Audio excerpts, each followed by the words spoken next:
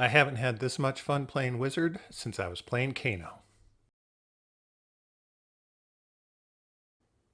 Hi friends, welcome back to Nearly Sane Games. I'm Neil, and today I'm going to take you on a deck tech of a deck that has been more fun to play than, well, since I was playing Kano. This is a true Wizard with an all arcane build that really has a lot of decisions to make on your turn as well as your opponent's turns. Now I've taken this to my armory events twice now, and both times it's gone 3-0, and I'm still not done making updates. And plus, I also have modifications that you can make to make this a budget build, so you can build this deck for under $100. All right, maybe that's not so budget, but in Flesh and Blood it can be. Let's take a look. All right, let's take a look at this deck. Let's start off with our hero, and no, not a new Oscilio. We're going to be using old Oscilio. And old Oscilio is an elemental wizard hero. This is important. It's not a lightning wizard hero. It's an elemental wizard hero with essence of lightning. That means that we can use lightning cards, but we can also use elemental cards, and we do have a few in the sideboard. And our once per turn instance, discard an instant card and draw a card. We're going to be using that here and there, and that's going to be very important to us with our game plan. Now we only start at 36 life, but we're going to make it work. And that will be our hero. And our hero needs his weapon, and this is... I'm really disappointed with this card. This card seems just bad. So we're not going to use it. We're going to be using Waning Moon. Waning Moon is a wizard staff, and once per turn instant, deal 2 arcane damage to target hero. If it's not your turn, instead deal 3 arcane damage to them. Activate this ability only if you've played a non-attack action card this turn. That's important. This does not trigger on instant cards. It has to be a non-attack action card. But this gives us extra reach when we're popping our boots, and it has some good tricks that we'll get to in a little bit. If you want a deck list for any of these, there should be a deck list link in the description below. There's also a link to the budget version of this deck. All right, speaking of popping our boots, we're going to need our boots. And Stormstriders, this is what you need. If you're going to be a wizard, let's do wizard things. And Stormstriders is it. As of the recording right now, you can get the white border version of this for about $36. So if you want to play wizard, you should get one. And its ability is instant, pay 1, destroy Stormstriders. You may play the next wizard non-attack action card this turn as though it were an instant. This is excellent, and this will allow you to play something, usually your kill spell, at instant speed. But we'll get into some of the other actions where you might want to use that before it's your kill spell. But this is very good. This also has Arcane Barrier 2. So if we have an Arcane Barrier 1 piece of equipment, we can have effectively Arcane Barrier 3, which is very good and will be important for the wizard on wizard matches. These are a requirement. There's no cheaping out on those. All right, next up we have our headpiece, and I'm running Crown of Providence. And this allows you to, when you block with this, you can put a card from your hand or your arsenal at the bottom of your deck, and if you do, draw a card. This is great against Command and Conquer. You can throw this in front of it, take 4, save your arsenal, and draw a card instead. It's got Blade Break, so as soon as you get your block, you're done. It's a very nice effect. You can go with a cheaper version if you just want to use a Blade Beckoner Helm. You get 2 block value out of it. You could probably do this and be okay. Obviously not as good, but a lot of times it's not going to make that much of a difference. All right. For the chess piece, we're running Tunic. Tunic every 3 turns, or every turn you put an energy counter on it if you remember to do that. And if you have 3 energy counters at instant speed, you can remove 3 energy counters and gain 1 resource. It also has Blade Break. It can block for 1. It's an all-star piece. Highly recommend having this. It's nice to have an extra counter here and there, an extra resource here and there, and you do use them. If you're on a budget, though, I feel like Spellfire Cloak can be a pretty good budget version of this. You get to use it once on your opponent's turn, and it does have Arcane Barrier 1, so remember that before you destroy it. If you need Arcane Barrier 1, don't destroy it, ever. But that can serve as a cheaper alternative if you want to get into this deck before you get things going. All right. Next up, we're going to talk about our arms.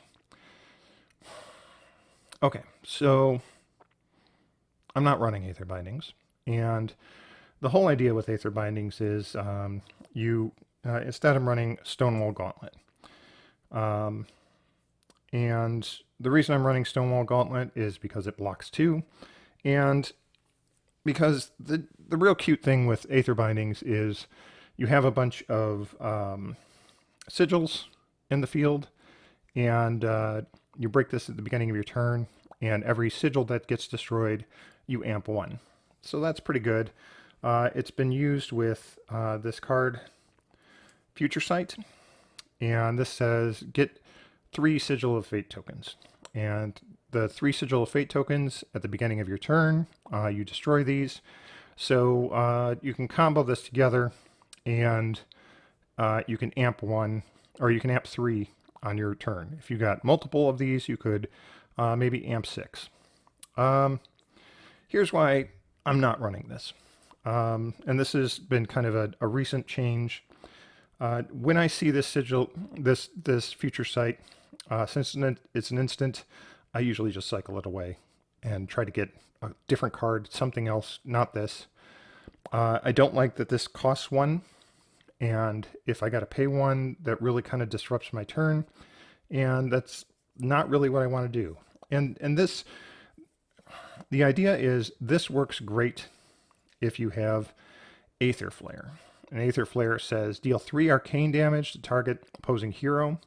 The next card you play this turn with an effect that deals arcane damage instead deals that much plus X, where X is the amount of damage dealt by Aether Flare.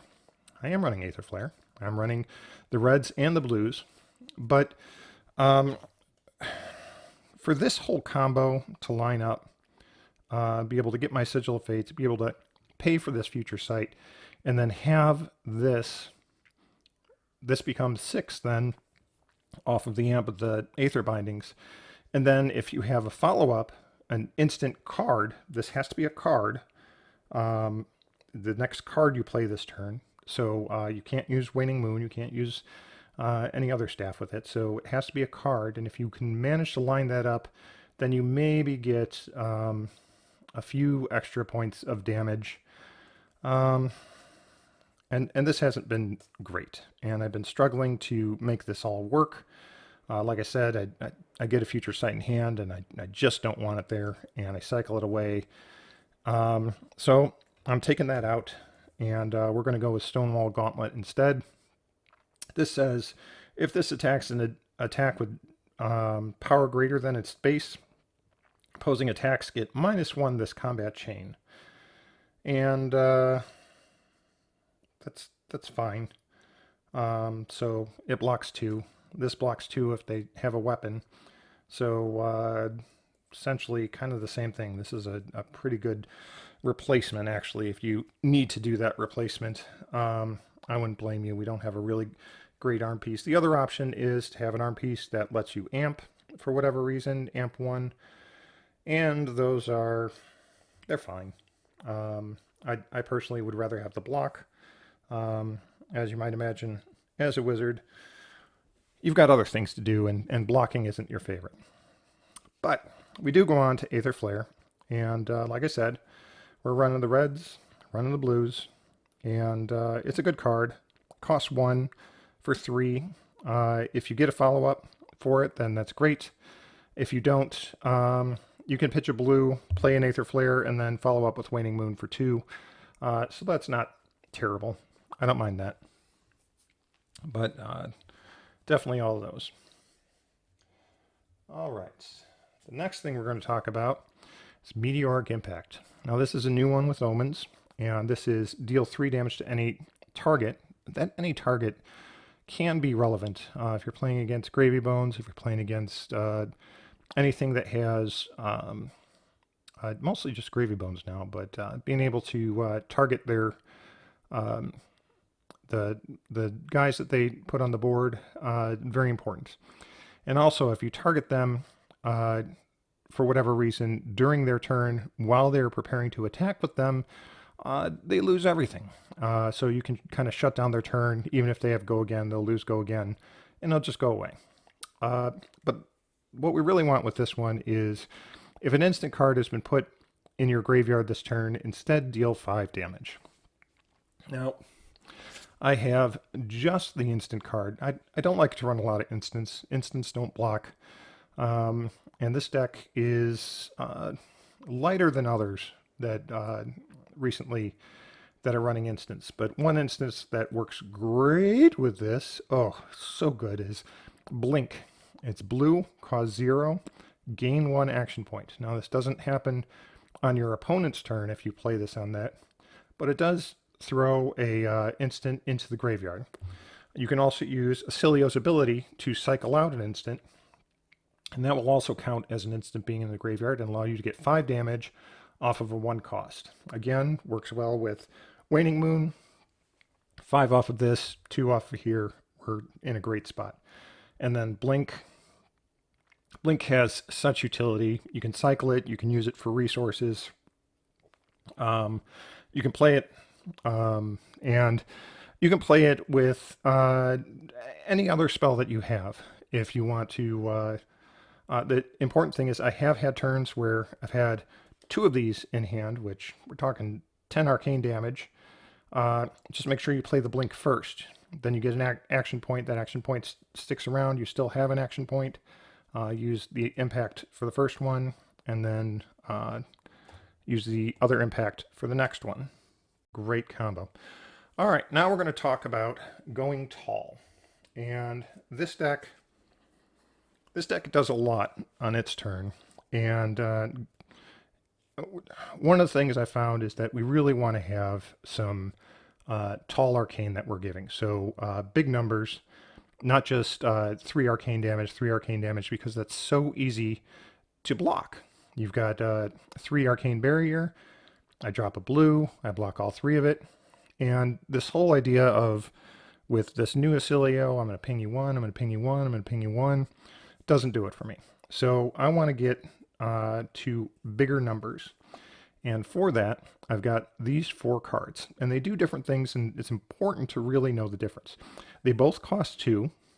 They both amplify the next attack, but they do it in different ways. First off, let's talk about Exploding Aether.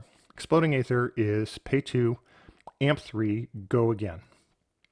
So on your turn, you can pay 2 and amp the next thing that's 3. The nice thing is this is a wizard action.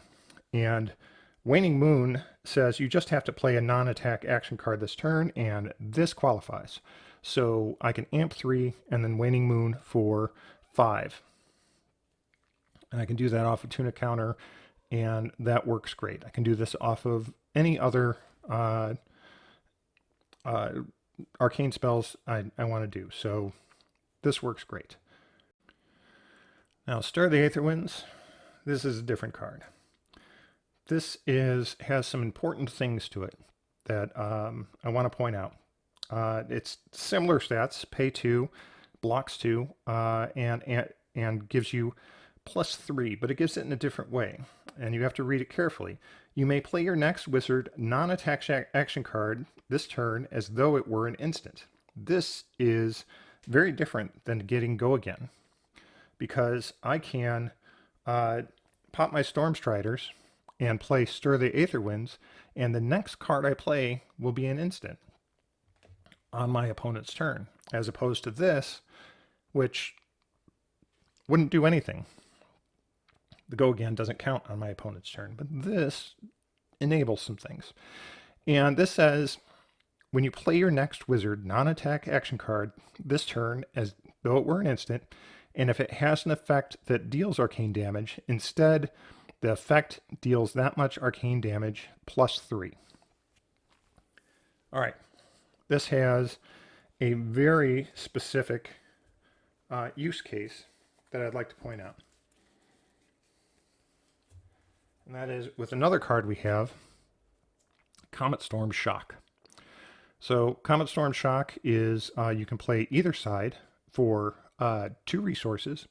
The first side is an instant and deal 1 arcane damage, and the second side is a regular action, deal 5 arcane damage. And you can play both of them for 4 arcane, or for 4 resources. Now the important thing is if you play Stir the Aether Winds before this, this will increase both of the actions here by 3. So if you have 2 blues, you play Stir the Aether Winds, then you play Comet Storm Shock, and you meld them so they're both played. The Shock will come across for 4 arcane damage, and the Comet Storm will come across for 9 arcane damage. So, or for 8 arcane damage. So that's really good. It's a lot of arcane damage to try to block, and so that's why we're running those. Now you'll notice I'm running 2 and 2. Yes, I usually end up with 2 of these in the hand at the same time, and I'm trying to figure out what to do with my hand. If I manage to have 2 blues and a spell, maybe I can make that work. You can kind of double them up together, so give something plus 3, give something plus 3 more, now it's plus 6, and I can do a lot. But note that the Stir of the Aether Winds only works on cards. It will not work on Waning Moon, and Exploding Aether does not give a go, or give the next action, gets to play as an instant. Now I will tell you that I did have, and this is really what happened, I did have a turn that I popped my boots, and I played Stir the Aether Winds, and I played Aether Flare. So Aether Flare came across for 9 damage. I had another spell we'll get to later, which was a Snapback, which got the arcane damage from Aether Flare added onto it. So that Snapback came across for 9 damage, and then I was able to Waning Moon for an additional 3 damage. 18 damage on their turn, and that's what you'd call pretty good. They died horribly. It was great. Okay, next up, Aether Sling. Running 3 of these. This is just a great, this is one of my favorite of the new cards. Deal 4 arcane damage for 1 resource. If this deals damage, you may tap your hero. If you do, this gets go again. I think this is the only card in this deck that taps my hero, so yes, please, every time. It's nice when you have something else. I do have a lot of turns where it's this and Waning Moon, but there have been turns where I get the go again, I have another spell, and I throw that, and that is good times. All right, now we've got Flashbolt. This is our new Lightning Wizard instant for 3 arcane and cost of 2. Doesn't block, so since it's an instant, I'm not afraid to cycle it with Oscilio, and I do cycle it a lot, but sometimes it's useful. Note that this is an instant, not a wizard, non-attack action. It does not trigger Waning Moon. You cannot play Waning Moon off of that.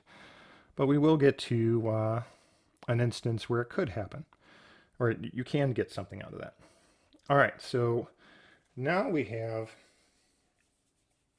some of my favorite cards in all of Wizarddom, and that is Strike Twice and Snapback. And we are running the red Snapbacks, we're running 3 Strike Twice, and we're running 3 of the blue Snapbacks. Now, Strike Twice is the newer version of this, and it's 1 for 3 arcane, But if you've dealt arcane damage to an opposing hero this turn, you may play this as though it were an instant. Now, it's important to distinguish between the wording on this one and the wording on Snapback, which is 1 for 3 arcane damage. And if you've played another wizard non-attack action card this turn, you may play Snapback as though it were an instant. So it has the same kind of text that Waning Moon has. You have to have had another wizard non-attack action in order to play this as an instant. Don't be afraid to play this just on your turn as your first action. You can play this action, and then you can play Waning Moon after it, and that all works fine. The blue is a block 3, so that's mostly what it is, blue block 3 in there, but sometimes it's nice to have a little extra little follow-up. Now, it's important to understand that Flashbolt does not trigger Snapback. So this is not an arcane action, or this is not a wizard non-attack action card. But if this does damage, Strike Twice only cares about damage, so you can play Strike Twice. Strike Twice is a lightning wizard action, and that can be followed by a Snapback. And remember, the Strike Twice doesn't have to hit, only has to be played, and so then you get the opportunity to send a Snapback, and then you can send Waning Moon because you've played a wizard action on their turn. And these are the kind of combos that you're going to be looking for when you're playing this deck. And there are a lot of opportunities. There's a lot of opportunities that are, hey, my opponent is throwing a big attack at me. The attack says, do something that will discard a card. Well, if I can play all my cards, I don't care about that hit anymore. And one of the big cards that's I've just added that I'm really excited about is this guy, Cindering Foresight Red. And the text here is, if it was not your turn, you may play Cindering Foresight as though it were an instant. This is a wizard action, but it plays as an instant. It does not become an instant, it's still a wizard action. And it says the next card you play this turn with an effect that deals arcane damage instead deals that much plus 1. And you opt 3. So the opt 3 is kind of nice. The block 2 is less nice. But what's really great is wizard action. So I can play Snapback. I can follow it up with Waning Moon. And Cindering Foresight costs nothing. So I can play this, and this will boost up the next attack. So I play Cindering Foresight. I play Snapback off of a blue. Snapback comes in for 4 because it gets plus 1 from this. And then I play Waning Moon for another 3 because it's on my opponent's turn. This is Chef's Kiss. I love this. This enables a lot of things. Enables you to play a lot on your opponent's turn. All right, then we have Nucleus Aetherbolt. This is another new card. Costs 0, does 3 arcane damage, and if it deals damage, you may tap your hero. And there you go. That's another card that taps your hero. And if you do, it deals 1 arcane damage. It's kind of a 4 for 0, sort of. I'm only running 2 of these. To be honest, this is the first thing that gets sided out when I'm looking for putting other things in my deck. It's not a bad little card, but it's okay.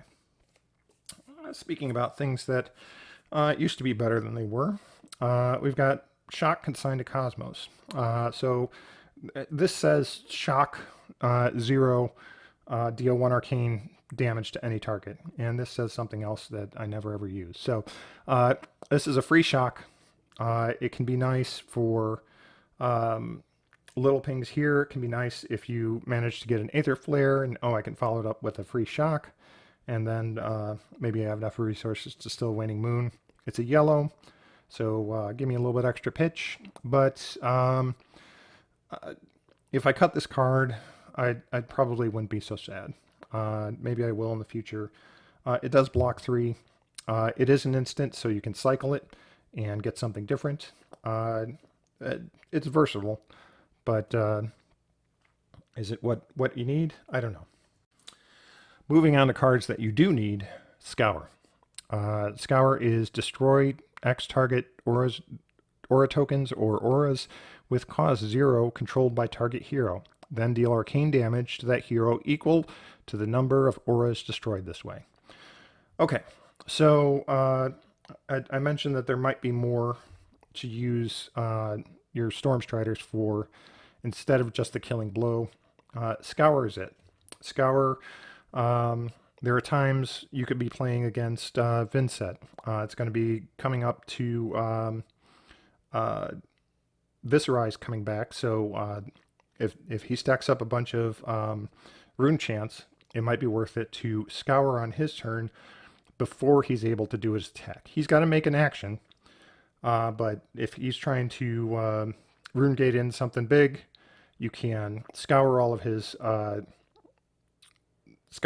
rune chants, and then he doesn't have them there. The arcane damage is a nice bonus. This can also be used against anyone that's getting any kind of tokens.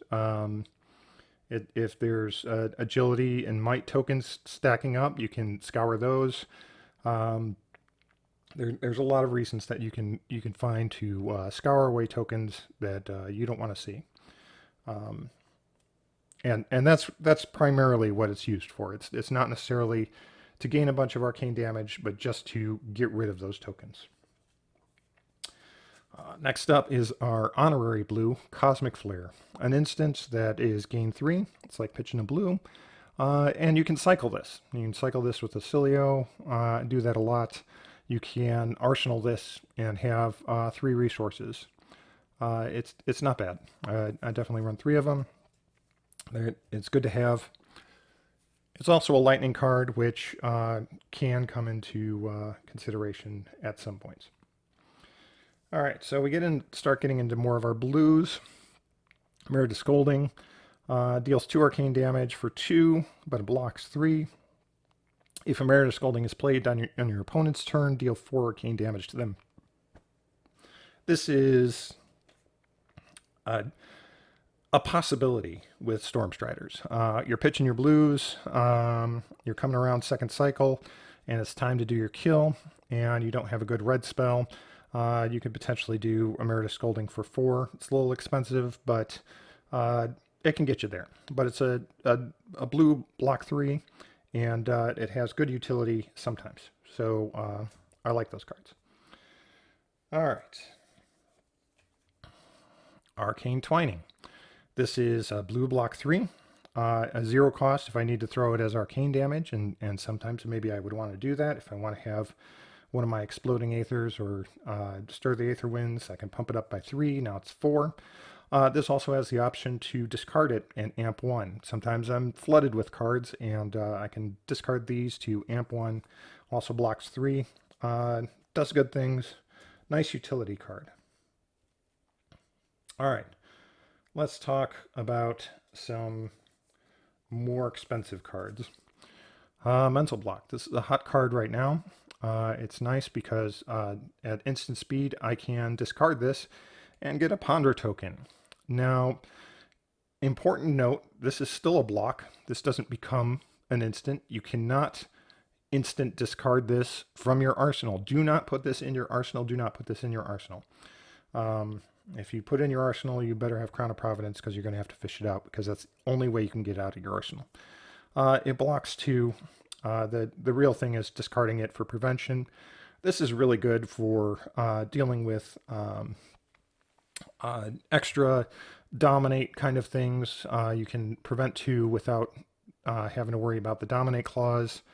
It's good for... this is... prevent the next 2 damage that would be dealt to you this turn. So this can go across multiple hits. If somebody is pinging you for multiple things, if you get a Kodachi, you can block both Kodachis with this. It has a lot of versatility. That said, it's pretty expensive right now. If you want a cheaper alternative, any block 3, blue block 3 should do. I threw in Photon Splicing. You can discard it for amp, similar to Arcane Twinning. Twining? I don't know. Cost 1 for 2 arcane. just something that has extra block there. Mental block is better, of course, but you can get by with just having extra block. All right, and we have Destructive Aethertide. This is nice. Deal 1 arcane damage to target. Surge. If this deals more than 1 arcane damage, you can destroy the card in their arsenal. And it costs 0. So it's pretty good. It's if you get one of your amps on there, it can do some work, and that's great.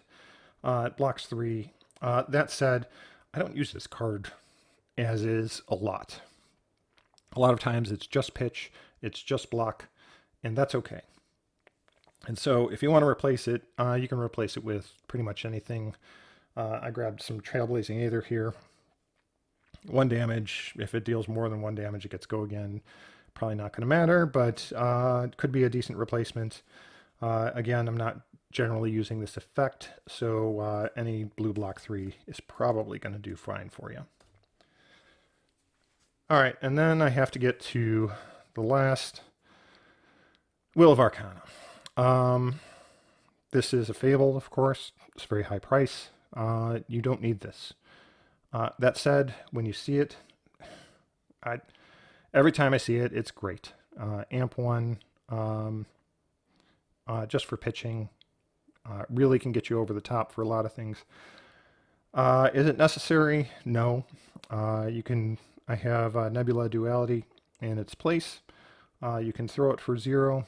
You can also pay 1 to discard it and deal 1 arcane damage and create a lightning flow, which you will never, ever, ever use because I hate lightning flow, and it blocks 3. So decent replacement. I do like this card. If this card is, well, you know if you can get this card or not. This card is an expensive card, and it's probably not worth the expense, but I do like having it. All right. So now we're going to go to the sideboard slots. First up, I know, Shelter from the Storm. This is an expensive card. And the big thing I like about this card is the discard this, the next 3, prevent the next 3 damage that you would be dealt this turn. And that's usually what I'm looking at it for. It's nice that if I'm not using it this turn for that ability, I can use it as a defense reaction and block 4. But the discard ability is really what I want. It's really what I want against assassins. And so Calming Breeze is going to be a perfectly fine replacement for that. It's the same ability as an instant instead of as a card. You don't get the defense reaction part of it. Yeah, I'd rather have shelters, but honestly, for the matches that I'm looking at, Calming Breeze would probably do just fine. All right, let's bring in our first elemental card. This is Voltic Veil, and this is prevent the next 4 damage that would be dealt to you this turn. Costs 1. And Lightning Bond, if Lightning card was pitched to play this, deal 1 arcane to all opposing heroes. This is nice. I like the, this is a 1 prevent 4 damage for me. And I don't have a whole lot of lightning cards in this deck, so that ability doesn't come up super often, but it's nice when it does. This is an instant card. I can cycle it if I want to. If I don't want it at the time. And this has been a really good card for me. I side this in much more than I expected to. This might become main board soon if I find a matchup that I don't really have a matchup that I don't want to bring it in. All right. So we've got a defense reaction. This Lightning Bond says nothing. I don't care. But this costs 1 and is D-react for 5. And if it's a lightning card, I get an embodiment of lightning token, but I don't have any attack action. So that embodiment of lightning token will go to waste, but 1 for 5 is a pretty good rate. And currently I have 2 of these in here. Now you're saying, what about Absorbent Ether? Well, I've got one of those in here too. The problem with Absorbent Ether is I don't have that much arcane instance. Getting arcane to go on another person's turn is difficult. It's not that it can't be done. The +2 is nice, but I haven't had a whole lot of luck getting that to work, so I'm trying these out. I like having the block 5. I'll use a tunic counter on this, so the lightning bond doesn't matter, but having a 1-cost block 5, pretty good. All right. If you get another wizard, or if you get a Rune Blade, which will be more common soon, Arcane Plurality. Gain 4 life for 0 if you've been dealt arcane damage this turn. This is pretty good. It's an instant card. You can cycle it away, but in the matchups you're siding these in, you're probably not going to want to cycle these away because they are good value. I run 2 of these. We'll see when Viserai gets here if I need more. Save the thought. This is anti-fatigue. This is similar to the card that was just banned. Yeah. If you get into a fatigue match, I guess paying 2 to recycle 3 maybe will get you there. But I haven't had a match yet where fatigue is a problem. So we'll just go from there. Then I've got an Unyielding Grip. This says if you have no cards in hand, this gets +3, and it's Blade Break. 3 block, not too bad. And there are instances where, like I said, here comes an attack that has a devastating on-hit effect, and it's going to make me discard cards. I don't want to do that, so I can spend all my cards and then throw Unyielding Grip and throw another card in front of there and get a good block off of it. It doesn't always work, but when it does, it's pretty good. I like it. And finally, we have some pajamas.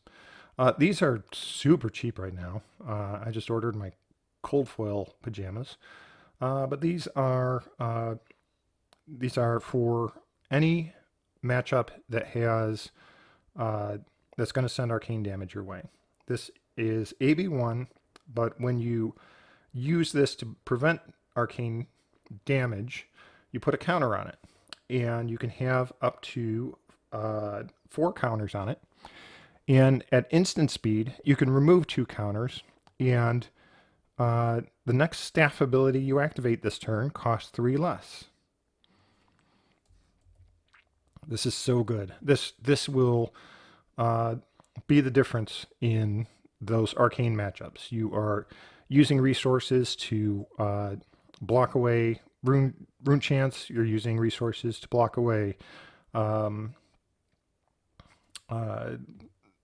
other aether or other arcane damage, and then you have this. You drop 2 counters off of this, and you send your Waning Moon for free. It is great value, and I will 100% use it in any arcane matchup. Love those. If you don't have yours, I think they're around $7 right now for the rainbow foil, and under 20 for the cold foils. I think they're excellent to have if you're a wizard. Make sure you have your Storm Striders first, but those aren't bad. And that's the deck. I've only got like less than 500 followers, so I don't expect many people to see this. I'm telling you, this is the real deal. This has a lot of interaction. It has a lot of things you can do on your opponent's turn, and it keeps them guessing. You can go tall with some of your arcane to get over some of these people that come in with Arcane Barrier 3, Arcane Barrier 4, and it is a whole lot of fun to play. There's a lot of thinking you have to do. You're going to have to play this a little bit. You're going to have to get used to it before you can before you can really get some good success with it. But I'm telling you, it is great. And I think the budget version, I think I've got it under $100 for the budget version. I think that's perfectly capable. Obviously, you have to have Storm Striders. Tunic is really good in this matchup, and I would strongly recommend having one if you don't. But aside from that, I think the budget version can also do some work. It's a whole lot of fun. If you get a chance to play this, let me know about it in the comments below. Let me know how you do with it and what you think of it. Until next time, this has been Nearly Sane Games.